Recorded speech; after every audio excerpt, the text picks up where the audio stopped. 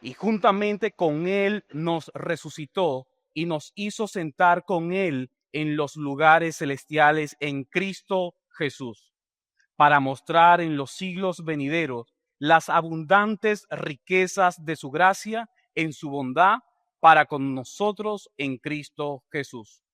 Porque por gracia sois salvos por medio de la fe, y esto no de vosotros, pues es don de Dios, no por obras, para que nadie se gloríe, porque somos hechura suya, creados en Cristo Jesús para buenas obras, las cuales Dios preparó de antemano para que anduviéramos en ellas. Amén. Oremos. Padre, esta mañana un grupo de hombres que en el pasado estaban muertos y estábamos muertos en nuestros delitos y pecados, hoy podemos tener vida gracias a la obra de Cristo. Eres quien tiene la facultad para que por medio de tu palabra los muertos puedan ser levantados y los vivos puedan ser revitalizados. Damos las gracias por el poder sobrenatural que sigue reinando entre nosotros. Gracias porque hoy, en este lugar, a pesar de que nosotros vamos a exponernos al Evangelio una vez más para vivir en conformidad a tu ley, a tu palabra, reconocemos que otros tienen la necesidad de ser levantados. Oramos para que la iglesia sea edificada, pero también oramos para que los incrédulos sean resucitados.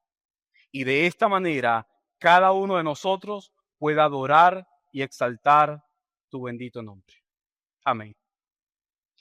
Mis hermanos, el día de hoy yo quisiera iniciar recordando por medio de una historia que Dios es lo suficientemente poderoso para dar vida cuando no hay.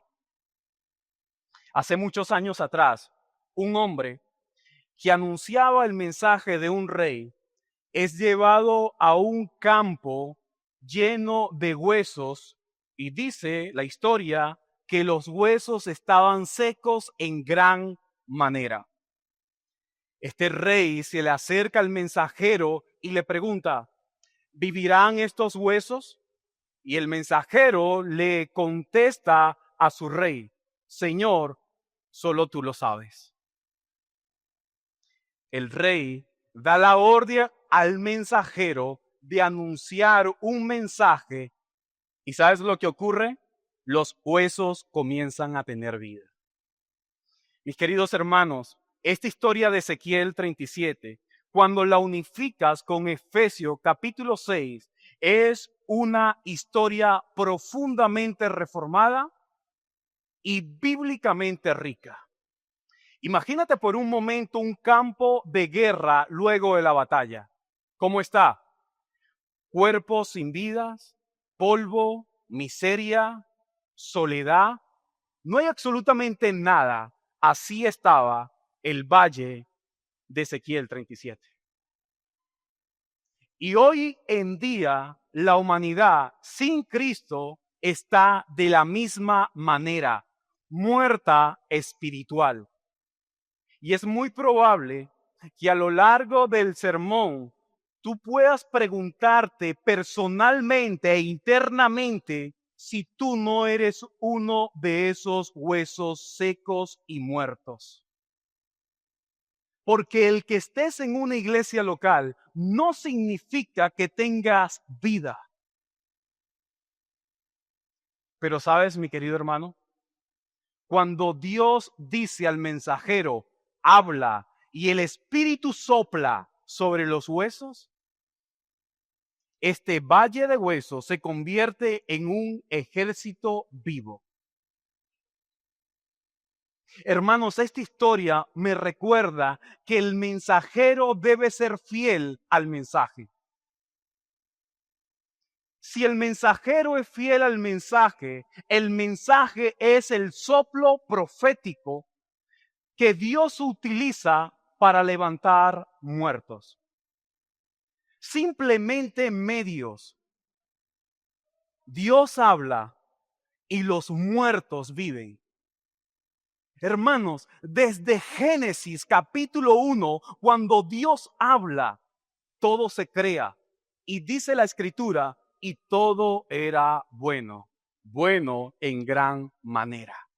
Así que cada vez que comunicamos el mensaje del Evangelio o que tú hablas el Evangelio y que predicas el Evangelio, ¿sabes cuál es el resultado? Vida. Eso es lo que transmite el Evangelio. ¿Hay alguien acá entre nosotros hoy que rehúsa ser hostil al Evangelio o enemigo del Evangelio? ¿Hay alguien entre nosotros amante de la muerte? Yo creo que nadie. Nadie ama la muerte. Todos amamos la vida, hermano. La amamos. Así que nuestro buen Dios lo sabe muy bien. Estos pasajes de Efesios capítulo 2 y Ezequiel 37 muestran la soberanía de Dios al dar vida a hombres muertos. Y lo más hermoso de todo es que eso puede ocurrir en el día del Señor. Eso es lo más hermoso. No solo en esta iglesia local, en todos los lugares donde los pecadores salvos se reúnen y son fieles al Evangelio, allí puede haber vida. Dicho esto, quisiera presentar el argumento que estaré amplificando en este sermón y es el siguiente. Cristo levanta al pecador de la tumba al trono de la gracia. Cristo levanta al pecador de la tumba al trono de la gracia. Solo lo hace Cristo. Hermanos, y lo que quiero que recuerdes quiero que recuerdes esto. Todos los que hoy estamos acá, seamos cristianos o no seamos cristianos, todos o estamos en la tumba o en algún momento de nuestra vida estuvimos allí, muertos igual. Pero alguien tiene la facultad de dar vida a los hombres. El título del sermón es el siguiente: de la tumba del pecado al trono de la misericordia. De la tumba del pecado al trono de la misericordia. Y si te das cuenta, en el título he colocado la palabra misericordia, que tiene que ver con compadecerse. Dios se compadece, pero en el argumento yo no he utilizado la palabra misericordia, sino gracia. ¿Sabes por qué? Porque Dios no solo se compadece de los muertos, sino que los perdona, le da vida. Así que hay una mezcla entre ambas palabras que quiero recordarte a lo largo del sermón, porque el apóstol Pablo también lo hace. Vamos entonces a presentar el bosquejo el día de hoy. En primer lugar, hermanos, vamos a ver la tumba del pecado desde el versículo 1 hasta el versículo 3. La tumba del pecado. Aquí veremos tres cosas y es lo que hace un muerto, es lo que vamos a ver. Primero, muertos en delitos y pecados. Un muerto está muerto. ¿En qué? En sus delitos y pecados. Versículo 1. Segundo, andan en los deseos de la carne. Versículo 2 y versículo 3. Andan en los deseos de la carne. Y por último, de esta primera parte, por naturaleza, hijos de desobediencia e ira. Por naturaleza, el hombre muerto es un hijo de ira, un hijo de desobediencia. Vamos a ir luego a nuestro segundo punto, que ya por título, el trono de misericordia, versículo 4 al 10. En primer lugar, veremos la bendita intervención divina, desde el verso 4 hasta el verso 7. La bendita intervención divina. Aquí vamos a ver cuatro cosas que Dios hace. Primero, dice el pasaje, nos amó. Segundo, dice que nos dio vida. Tercero, nos resucitó o nos levantó. Y por último, nos hizo sentar en lugares celestiales. Esa es la bendita intervención divina. Hizo 4 cosas. ¿Cuáles son? Nos amó, nos dio vida, nos levantó y además de eso nos hizo sentar en lugares celestiales. ¿Sí entiendes eso? Luego de eso, hermanos, vamos a terminar con los versículos 8 al 10, que ya por título, el propósito de la gracia es mostrar la gloria de Dios. El propósito de la gracia es mostrar la gloria de Dios. ¿Por qué te salva? ¿Por qué te amó? ¿Por qué te dio vida? ¿Por qué te levantó? ¿Y por qué te hizo sentar en lugares celestiales? ¿Por qué? Los versos 8 al 10 te dice por qué. Para que muestres la gloria de Dios hoy día.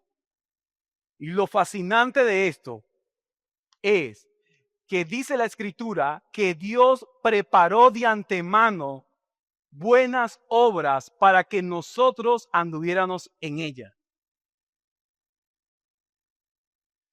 Hermanos, antes de introducirnos al desglose de los versos, quiero ponerte un poco en contexto. Los primeros 3 capítulos de Efesios son doctrinales. Los otros 3 son práctica. Pero incluso en medio de la doctrina, Pablo le dice a los efesios cómo ellos están andando y cómo el Señor desea que ellos anden. Al parecer las cosas no estaban tan bien en la iglesia de Éfeso. Al parecer la conducta de algunos creyentes era muy similar a la vida de los muertos. Y por eso Pablo le dice a ellos, ustedes eran en otro tiempo hombres muertos que andaban según el espíritu que ahora opera en los hijos de desobediencia. Pero, hermanos, aquí viene un cambio importante. Dios los amó, Dios le dio vida, Dios los levantó, Dios los hizo sentar en lugares celestiales, Dios les preparó buenas obras. Lo que ustedes, mis queridos hermanos, deben hacer es, en medio de la carta que le está escribiendo y que va a ser leída en la iglesia, lo que le está diciendo es, mis queridos hermanos, ustedes deben vivir como vivos. Ustedes deben tener vidas dignas del Rey. Hermanos, ustedes no pueden comportarse como los hombres de afuera. Pero si te vas al libro de Hechos, tú comienzas a observar algo que Pablo hace. Pablo llega a Éfeso y comienza a hablar en las sinagogas acerca del evangelio, del reino. Y algo pasa allí. Es cierto que un grupo de personas comienzan a creer, pero hay otro grupo que su corazón se endurece y dice la escritura que maldecían el camino. ¿Cuál camino? El camino del evangelio. Dice que se endurecían sus corazones, maldecían el camino del evangelio y además de eso, que eran enemigos del rey, pretendían quedarse con el poder que el rey tenía. ¿Cómo es eso así? Bueno, estos personajes religiosos querían controlar a los espíritus inmundos y los espíritus inmundos hacen algo que ellos no pueden hacer. Y fue lo mismo que ocurría durante el ministerio terrenal de Jesús. ¿Quiénes fueron los primeros que reconocían que Jesús es el Hijo de Dios? Los demonios, no fueron los pecadores. Los demonios decían, hey, ¿no eres tú el hijo de David? No me hagas nada. ¿Y qué hacía el Señor en el inicio de su ministerio? Calla, sal fuera. No digan nada. ¿Quién soy? Lo mismo ocurre en el ministerio de Pablo en Éfeso. Los demonios reconocen que Pablo es un mensajero del rey, pero los muertos de Éfeso no reconocen que Pablo es un enviado del rey. Mi querido hermano y amigo, lo mismo ocurre hoy. Los muertos no pueden reconocer a aquel que vive, pero tu mensaje es hablarle a ellos. Es todo lo que debes hacer. ¿Sabes por qué? ¿Sabes por qué tú debes hablar a los muertos? ¿Sabes por qué tú? Y cuando digo hablar a los muertos, no me malinterprete que esto es Coco, la película de Coco de Disney. No, hermanos, lo que quiero decirte es que debes evangelizar a los perdidos, debes amar a los pecadores. A eso me refiero, hombres muertos espiritualmente. ¿Sabes por qué debes amar al perdido y amar al pecador? Porque tú y yo antes estábamos en la misma condición. Por eso. Por eso. Nunca te olvides quién fuiste en el pasado. Nunca lo hagas. Aunque hoy estés sentado en el trono, aunque hoy hayas sido levantado, aunque hoy tengas vida, nunca olvides que tú también eras un muerto. Dicho esto, vamos a ir entonces a nuestro primer punto, la tumba del pecado. Versículo 1 al verso 3. Y Él os dio vida a vosotros, que estabas muertos en vuestros delitos y pecados, en los cuales anduvisteis en otro tiempo conforme a la corriente de este mundo, conforme al príncipe de la potestad del aire, el espíritu que ahora opera en los hijos de desobediencia, entre los cuales también todos nosotros vivimos en otro tiempo en los deseos de nuestra carne, haciendo la voluntad de la carne y de los pensamientos. Y éramos por naturaleza hijos de ira, así como los demás. En esta primera estructura, el apóstol Pablo les recuerda lo siguiente: todos los hombres han estado muertos en sus pecados, incluyendo a los cristianos en el pasado. Todos han estado muertos. Desde Génesis 3 hasta nuestro día, todos los hombres están muertos. Dice el apóstol Pablo en el libro de Romanos capítulo 5, que la culpa de un hombre, por la culpa de un hombre, todos nosotros estamos muertos. Es decir, por la desobediencia de uno, todos hemos desobedecido. Eso es lo que él dice. Y eso es lo que él está expresando acá. Pero la confesión de fe de 1689, capítulo 6, párrafo 3, dice lo siguiente: la culpa del pecado fue imputada y la naturaleza corrompida transmitida a toda la posteridad, siendo ahora concebidos en pecado, sujetos a la muerte y a todas las demás desgracias espirituales, temporales y eternas, a no ser que el Señor Jesús los libre. La confesión es tan clara y lo que hace es repetir un mensaje que la Escritura ya dice. Los hombres están muertos en sus delitos y pecados. Y si el Señor no los libera, la tumba nunca será abierta. Eso es lo que está diciendo. No olvides el argumento. Solo Cristo levanta al pecador de la tumba al trono de su gracia. Solo Él lo puede hacer. Ya recuerdas lo que hablamos de Éfeso, ¿cierto? Hombres endurecidos, hombres que no creían el evangelio del reino, hombres que maldecían el camino delante de las multitudes, hombres tratándose de apoderar de un poder sobrenatural. Pero allí están esos demonios diciendo: a Jesús conozco y sé quién es Pablo, pero vosotros, ¿quién sois? ¿Quiénes son ustedes? Y dice la Escritura que el hombre donde residía el espíritu malo se lanzó sobre estos religiosos fariseos, los golpeó y los hirió, y todos tuvieron miedo y pánico. Increíble.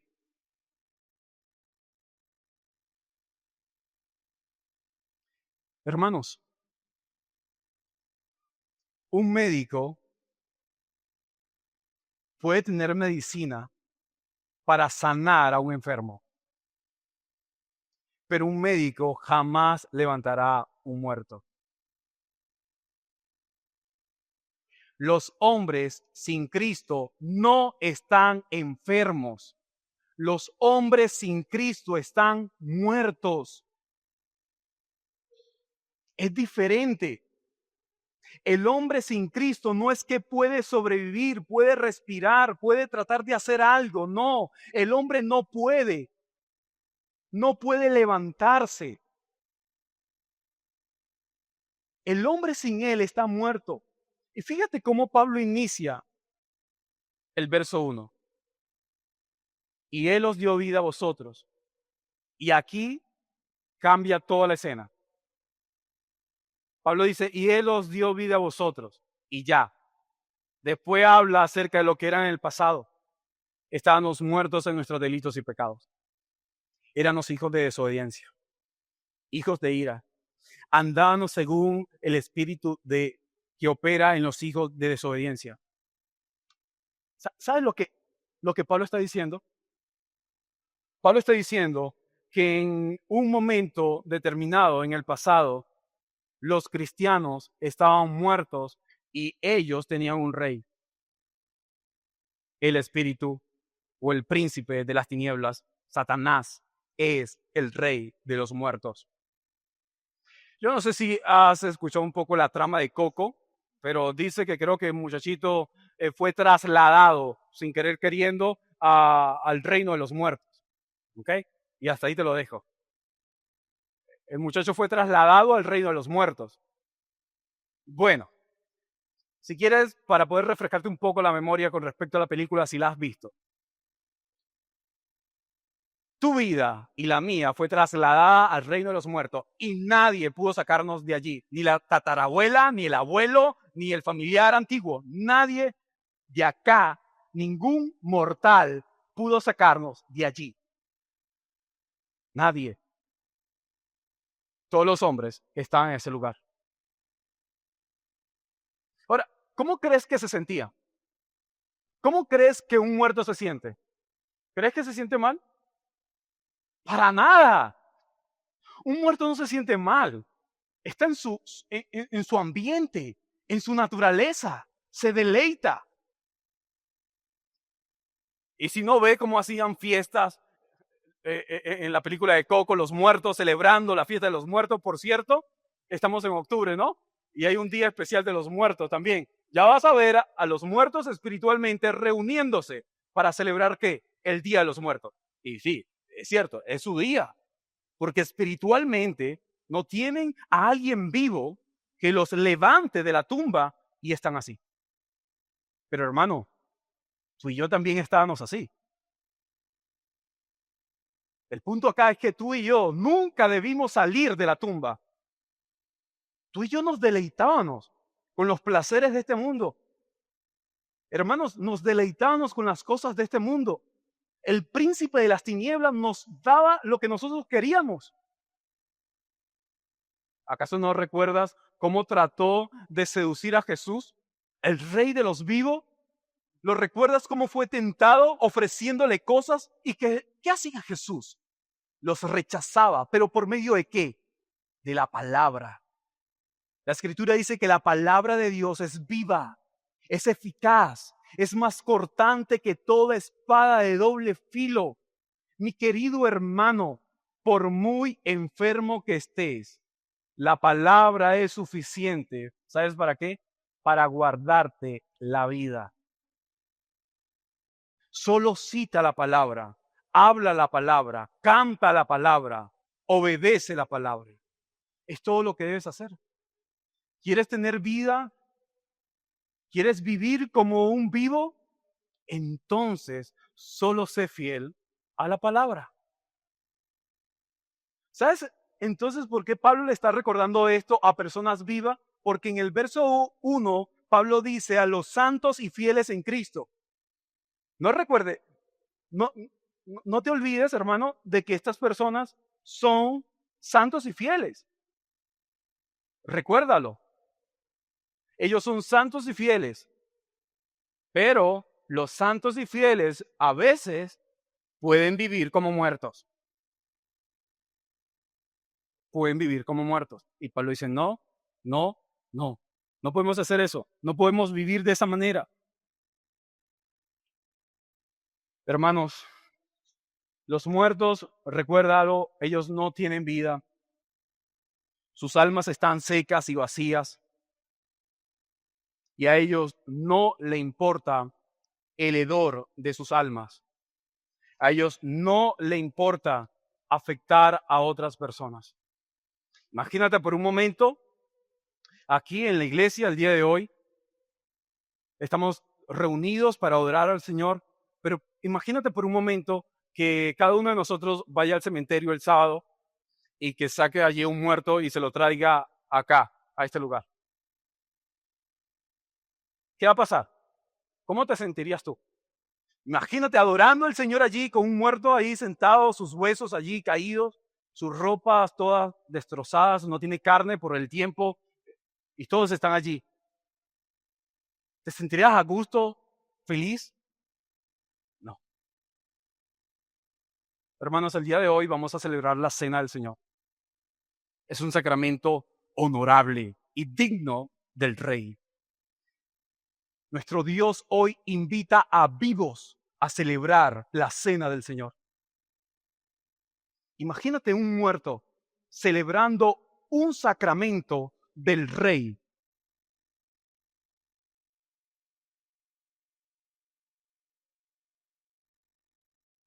Pero esto no es nuevo. Incluso cuando el Rey estaba entre nosotros, hombres muertos y también hombres enfermos, vivos enfermos, celebraban la Cena del Señor. Pero yo creo que ninguno de nosotros quisiera reunirse en un día tan honorable, en el día del Señor, con muertos. Ahora imagínate que esos muertos los traslademos a la membresía de una iglesia local. Una iglesia que tiene la facultad y el poder en Cristo de tener las llaves del reino. ¿Para qué? Para otorgar la bienvenida a los vivos. Para ordenar a hombres fieles al ministerio. Y una membresía llena de muertos y vivos, ¿tú sabes lo que va a ocurrir? Muertos en el ministerio, en la predicación, muertos en la reunión de los santos. Eso no lo queremos. ¿Qué deseamos? Deseamos encontrar hombres vivos. Anhelamos encontrar hombres vivos entre nosotros y decirle, bienvenidos a la casa del Señor. Pero ¿cómo encontrar un vivo? Habla con él, conversa con él, pasa tiempo con él para ver de qué habla él. Un vivo hablará del reino y del evangelio del reino siempre. Un vivo hablará de su rey, de su Señor, de su Salvador y lo que él produce. Un vivo te dirá a ti cómo fue que él salió de la tumba. Hermano, el rey de vida está incluso con aquellos muertos que él ha levantado para dar vida a otros. En los tiempos de los profetas, cuando el Espíritu de Dios estaba sobre los profetas estaban allí, algunos se echaban encima de los muertos vivían. ¿Lo recuerdas? Cuando llegas al Evangelio, Jesús, con tan solo acercarse o decirle, sal, salían. Hermanos, es algo grandioso entender que nuestro Dios, nuestro Salvador, es un Dios de vivo que se compadece de muertos, hombres necesitados. Si esta mañana, a lo largo de la exposición de este pasaje, llegaste a pensar o a preguntarte si tú eres uno de esos hombres muertos, dominado por Satanás, el príncipe de este mundo. Quiero decirte algo, no te aflijas, no te sientas mal, porque eso que está pasando en ti está bien. Eso es algo grandioso y es una obra que solo Dios puede hacer. Porque eso es lo que el Dios vivo puede llegar a hacer en los muertos. Un muerto no siente. Si tú, mi querido amigo, esta mañana estás preguntándote, ¿acaso seré yo un hombre muerto? ¿Habré yo nacido de nuevo? Eso está bien. Y quiero recordar un poco aquella historia. Jesús se acerca a la playa, hay una barca que ya está llegando a la orilla de la playa y allí está un hombre conocido como Simón Pedro. Jesús le dice, y dice la escritura, el Evangelio de Lucas, Lucas es un doctor, una persona estudiada y preparada, utiliza la palabra ruego. Dice, el Señor Jesús rogó a Simón, ¿para qué? Para que la barca fuera llevada al mar. Rogó. El Dios vivo le está pidiendo y le está rogando a un muerto. Ojo, que lleve un poco la barca ya. Y este muerto que es Simón hace caso. Algo está ocurriendo ya, mi querido hermano. Luego que termina el discurso de Jesús allí, Jesús le dice a Simón, Simón, ve a aquel lugar y allí echa las redes. Y Simón le dice, maestro, ya lo hemos hecho, no hay nada.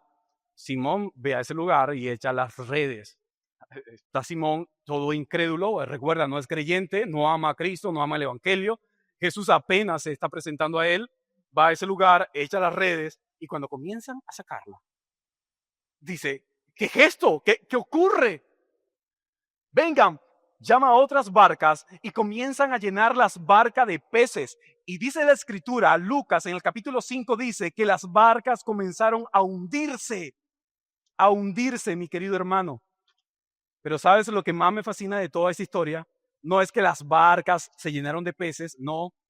Lo que más me fascina de esta historia no es que, que, que, que están a punto de hundirse estas embarcaciones, no. Lo que más me fascina de esta historia es lo que está en el versículo 8. Y viendo esto, Simón Pedro se postró de rodilla. Ya no es muerto, este hombre ya está vivo. Hermano, dice, se postró de rodillas ante Jesús, ante el vivo, ante el rey. ¿Y sabes lo que ocurre? Él da su confesión de fe. Él le dice a Jesús cómo es que él cree. Apártate de mí, Señor, porque soy hombre pecador. Listo. Amén. Apártate. Tú no puedes estar con un hombre como yo, perverso, contaminado y dañado. No, apártate, Señor, porque soy hombre pecador. ¿Cuántos de nosotros podemos llegar a decir eso, hermano? Jesús, este domingo, este día del Señor, apártate de mí. Yo no soy digno, Jesús, de ser tratado como un vivo. Jesús, mira lo que yo he hecho con mi matrimonio. Jesús, mira lo que he hecho con mis hijos. Mira lo que he hecho con mi familia. Mira lo que he hecho con mi vida. Apártate de mí. Yo merezco el infierno. Yo no merezco ser trasladado al trono celestial. Yo soy un vil pecador. Hermanos, estas declaraciones son muy similares a la del apóstol Pablo en Timoteo, de los cuales yo soy el primero de los pecadores. Pero Cristo Jesús vino a salvar pecadores de los cuales yo soy el primero. ¿Cuánto de nosotros reconoce no que el que está a tu lado es el pecador? No que el que está predicando es el pecador. ¿Cuánto de nosotros reconocemos que no merecemos estar hoy acá?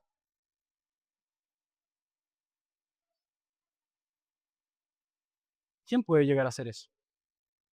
Jesús. Fuera sido otra persona. ¿Y sabe lo que le dice Jesús?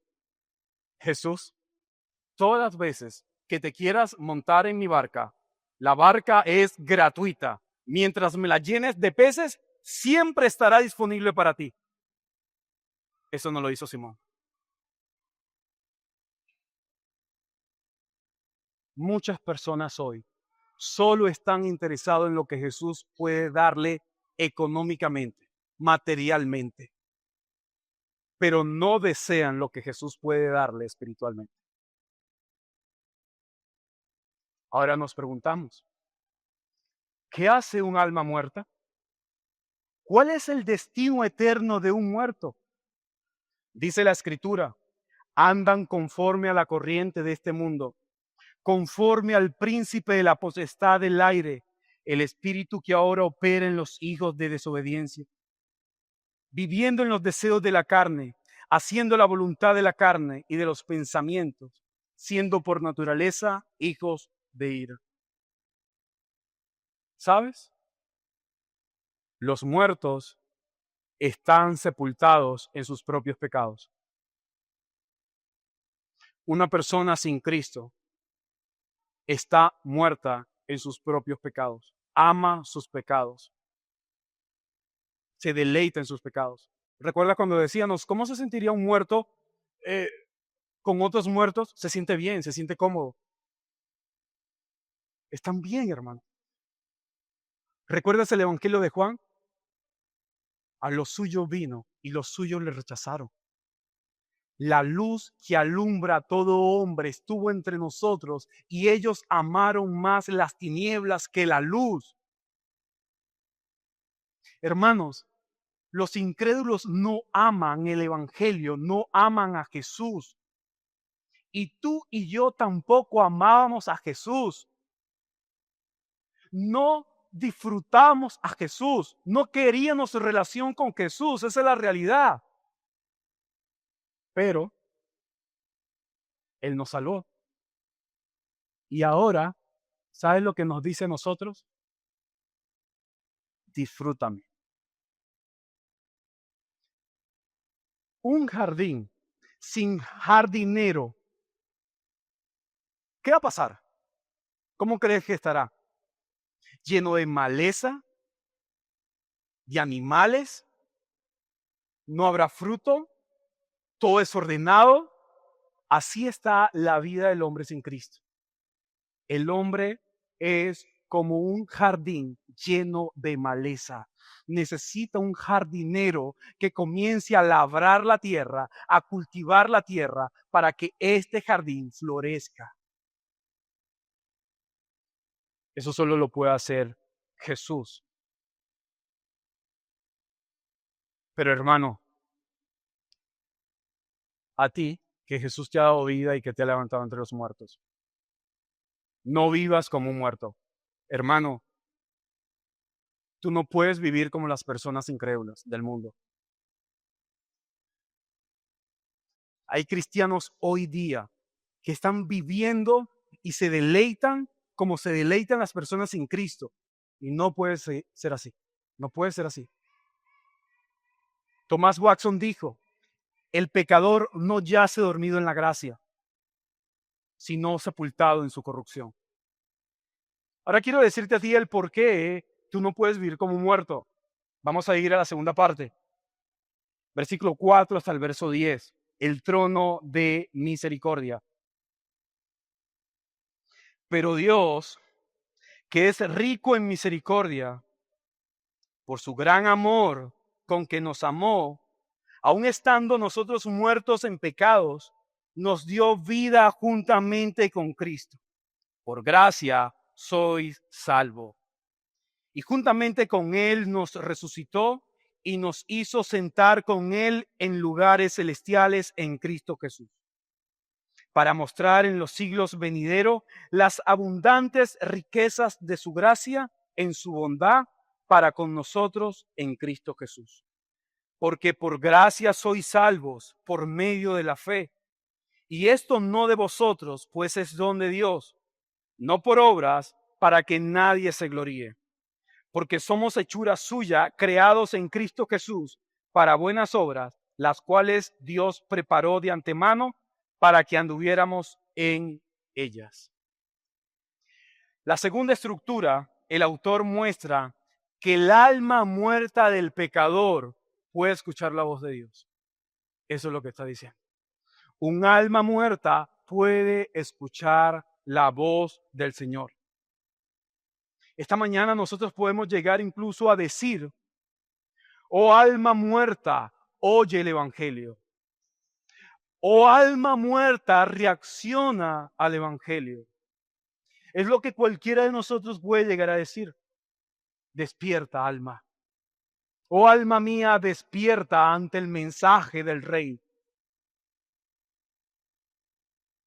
Si Cristo, mi querido amigo, dice hoy que tu alma vive, tú vivirás. Si el Señor hoy dice, vive Juan, Juan vive. ¿Ves por qué no podemos dejar de preocuparnos por aquellas personas que están muertas en sus delitos y pecados?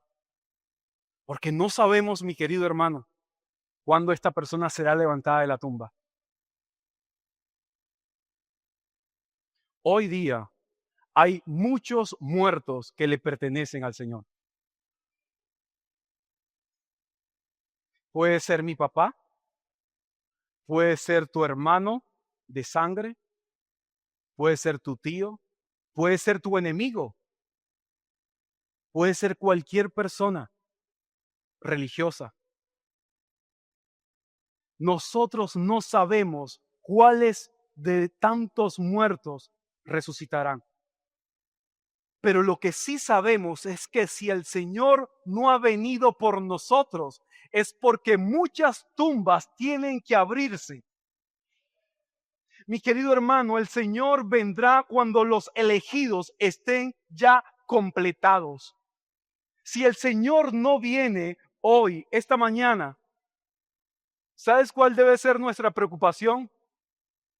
Ir a los sepulcros de los muertos y hablar del evangelio de salvación. Visita a tu hermano, a tu tío, a tu amigo, visita a los hombres, a los perdidos y habla del evangelio. ¿Te recuerdas cuando te dije que no vivas como un muerto? Porque nosotros cuando llegamos a casa de un familiar o a casa de alguien hablamos de cualquier cosa, de las arepas, hablamos de la comida, hablamos de cómo me va, hablamos de nuestra figura, de nuestro trabajo, hablamos de nuestra ropa, del teléfono que compramos, del internet que instalamos, hablamos del carro que tenemos, hablamos y hablamos y hablamos como muertos. Mi querido hermano, recuerda, los sepulcros deben ser abiertos y tú debes ser un medio. Proclama el evangelio, sé fiel al evangelio y Dios se encarga de los resultados.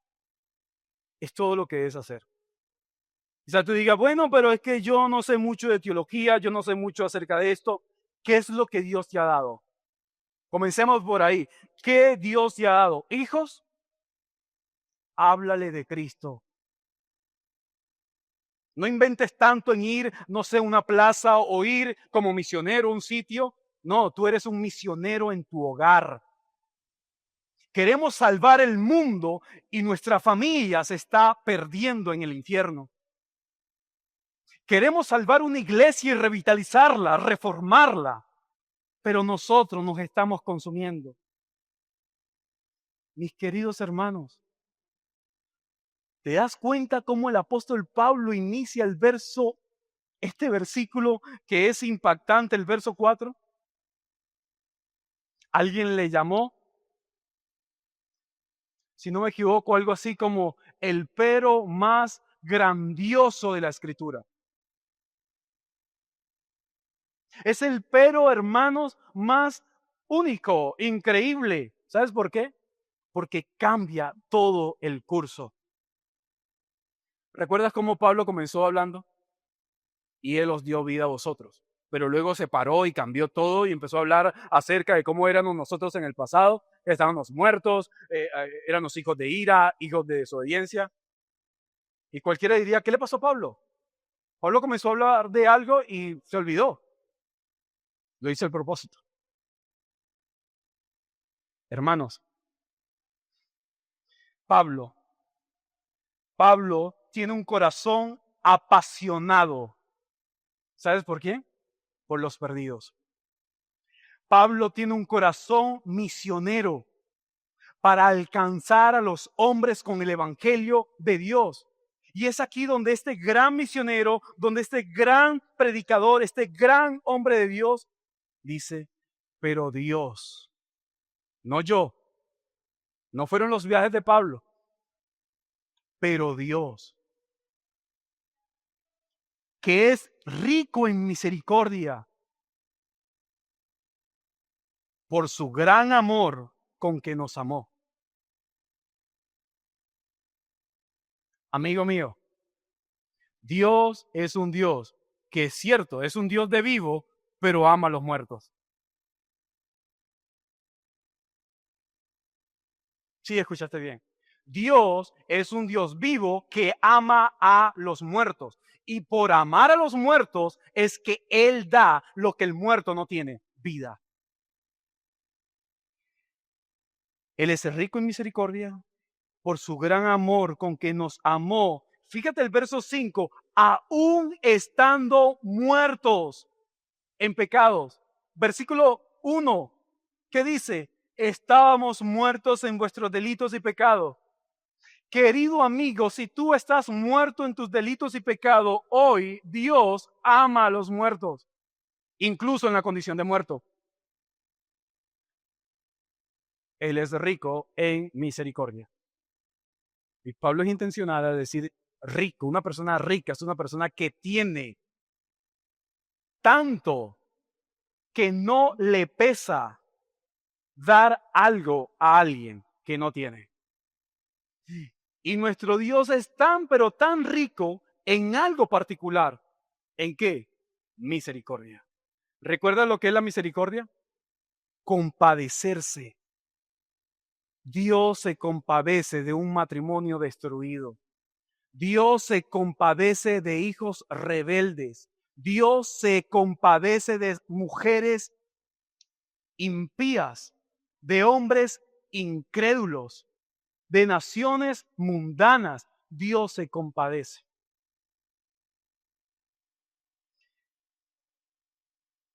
Amigo, yo creo que deberías comenzar a orar esta mañana de donde estás y decirle, Dios, compadécete de mí. Hermano, no te engañes, porque no sé si todos los que están acá son hermanos realmente, pero deberías decirle también al Señor, Señor, compadécete de mí. Deberías decirle eso al Señor.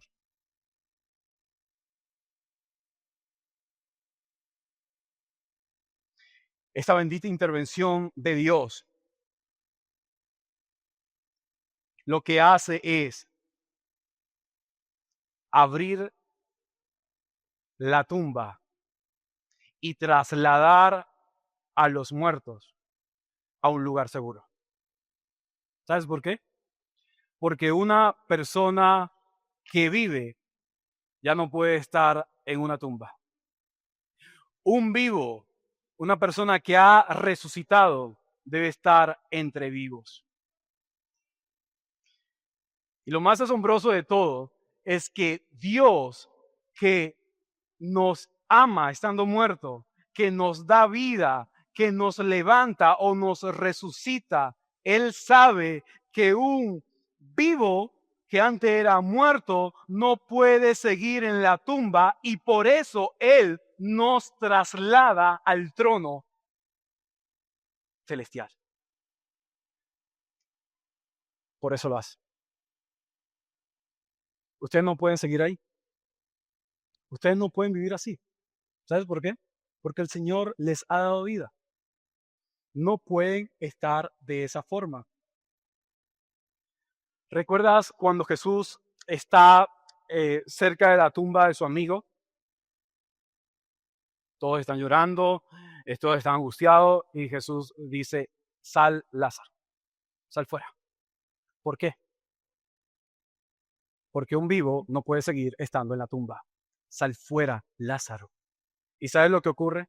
La gente se da cuenta de que ese hombre está vivo y comienzan a admirar a Jesús. Mis queridos hermanos, el mundo se admira de lo que Jesús ha hecho en ti. Mi querido hermano, tú eres un vivo que está andando, ¿dónde? En un mundo de tinieblas. Mi querido hermano, tú eres una luz que debe resplandecer en las tinieblas. Mi querido hermano, tú eres la sal que preserva ¿qué? Todo esto.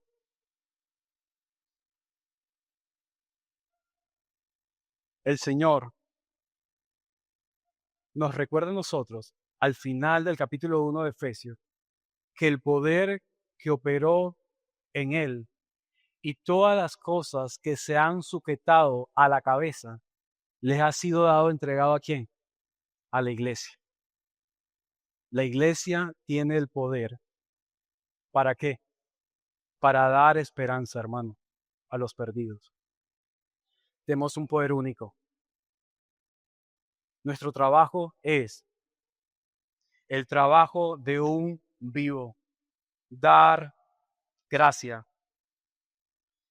Mostrar estas verdades a los hombres. La confesión de fe, el capítulo 14, párrafo 1 dice, la gracia de la fe es la obra del Espíritu de Cristo en sus corazones. Esa gracia de fe es una obra del Espíritu Santo. Esa gracia de fe solo la puede dar Él. Así que luego de nosotros observar que Él nos amó, que Él nos dio vida, verso 5, que Él nos resucitó, verso 6, que Él nos hizo sentar en lugares celestiales, verso 6, verso 7 al 10, o 8 al 10, hermano, está diciendo por qué lo hace. ¿Cuál es el propósito de que los muertos sean sacados de la tumba? ¿Cuál es el propósito? El propósito, mi querido hermano, es que nosotros mostremos y demos gloria a nuestro Dios Salvador, con lo que hacemos. El propósito de esta gracia que nos ha alcanzado es que mostremos la gloria de Cristo. Un puritano dijo, Dios no solo nos saca de la tumba, sino que nos pone a servir en su templo. Dios no solo te da vida a ti, sino que ahora te dice a ti, vive como un santo entre muertos. Eso es lo que tú y yo debemos hacer. Hermano, ¿se te dificulta hacer buenas obras hoy? Hermano, ¿se te dificulta ir a tu trabajo y honrar a Cristo en tu trabajo? ¿Se te dificulta honrar a Cristo en casa? Si se te está dificultando y no estás honrando a Cristo en lo que tú estás haciendo hoy, déjame decirte que lo que estás haciendo no son las obras que Dios ha preparado para ti. Son obras que tú mismo has preparado.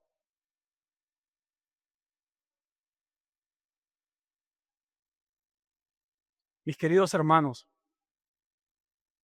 el Señor que nos salvó a nosotros es un Dios no solo que te ha salvado, es un Dios que ha preparado de antemano las buenas obras. La Escritura te dice a ti, léelo, hermano, léelo, no por obras para que nadie se gloríe. Fuiste salvo por gracia. Si hoy eres evangélico, si hoy eres cristiano, si hoy profesas una fe, tú has sido salvo por gracia, no por tus obras. Somos hechura suya, creados en Cristo Jesús para buenas obras. Fuiste salvado en Cristo Jesús para hacer lo que Jesús hace. Pregúntate, ¿Jesús haría lo que estás haciendo hoy en tu trabajo? ¿Jesús atendería a tu esposo o a tus hijos como lo estás haciendo hoy? Si Jesús fuera el cocinero, ¿prepararía la comida como tú la estás preparando hoy? Si Jesús fuera el jefe tuyo, ¿te trataría como tú estás tratando hoy a otros? Si Jesús fuera aquel que va contigo a recrearse, a una playa, un parque, a un sitio, ¿harías lo que tú estás haciendo hoy?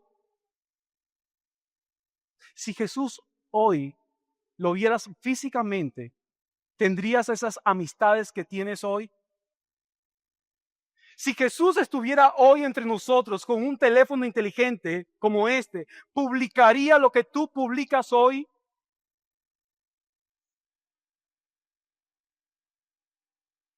¿Sabes? Esas no son las buenas obras que Jesús preparó para nosotros. Esas fueron las buenas obras que nosotros hemos preparado para nosotros. Eso es lo que ocurre. Pero hermano, tranquilo. ¿Sabes por qué? Porque lo que más me fascina de todo esto es que nuestro corazón pecaminoso, que todavía se sigue desviando a hacer todas estas cosas malas, a pesar de que nosotros, a pesar de que hemos sido sacados de esa tumba, hoy seguimos comportándonos como muertos. ¿Sabes lo que me fascina? Dice la Escritura que somos hechura suya en Cristo y Él ha preparado buenas obras. Las buenas obras no las preparó tu iglesia, no la preparó una reforma. Las buenas obras no la preparó una confesión de fe. Las buenas obras no la preparó una denominación o tus pastores o tus hermanos o el gobierno. No, las buenas obras la preparó aquel que te sacó de la tumba. Mi querido hermano, este Dios que te ha sacado de la tumba ha preparado buenas obras para que tú las uses, para que tú disfrutes, para que lo hagas. Así que ve a recrearte confiado en que eso lo ha hecho el Señor, pero honra a Cristo. Ve a trabajar como que si eso lo ha hecho el Señor y honra a Cristo. Todo lo que vayas a hacer, honra al Señor. Anda en esas buenas obras. Porque el propósito, según el verso 10, al finalizar dice, el propósito es que nosotros andemos en ella. Ese es el propósito. Anda como cristiano. Vive como un hijo del rey. Así que el Dios que da vida a los muertos es el mismo Dios que no solo levanta muertos, sino el mismo Dios que da vida a todas las esferas de hoy. Dios da vida a la familia, a la educación, a las artes, a la recreación. Dios da vida. Mi querido hermano, si hay un área en este mundo, un área donde Dios te haya colocado hoy que esté muerto por el pecado, si tú estás allí, Dios te ha colocado allí para que des vida en ese lugar. Solo disfrútalo y vive como para el Señor. Querido hermano, quisiera terminar con estas dos resoluciones. Recuerda que Cristo te ha levantado de la tumba del pecado al trono de su gracia, para que andes en buenas obras. No vivas como un muerto. Apreciado amigo, la única forma de salir de la tumba es que Cristo te levante. Hoy es una oportunidad para que los muertos vivan también. Concluimos que el pecador no puede salir de la tumba por su propio esfuerzo. Solo Cristo puede levantarlo donde la muerte reina. La corrupción a la comunión. Del juicio a la misericordia. Y de la tumba al trono. Recuerda, solo Cristo levanta al pecador de la tumba al trono de su gracia. Amado Dios, hoy te damos a ti las gracias porque reconocemos que hemos estado muertos en nuestros delitos y pecados. Hoy los que se reúnen en este lugar, incluso los creyentes, en algún momento estuvimos muertos sin ti. Nos has dado vida, has impartido ese soplo y ese aliento esperanzador en la vida de hombres como nosotros, pecadores. Nos permites hoy poder relacionarnos con un Dios vivo que puede visitarnos y estar acá. Eres un Dios que puedes dar vida a una iglesia local. Eres un Dios que puedes dar vida a creyentes débiles, desanimados, contrictados y maltratados por el pecado. Pero también eres un Dios que puedes dar esperanza, vida y consuelo a muertos que aún no te han, Señor, conocido. Sé tú quien des a tu iglesia aquellas cosas que necesita para poder vivir en un mundo como este, como tú, oh Dios, nos demandas a nosotros. En el nombre de Jesús. Amén.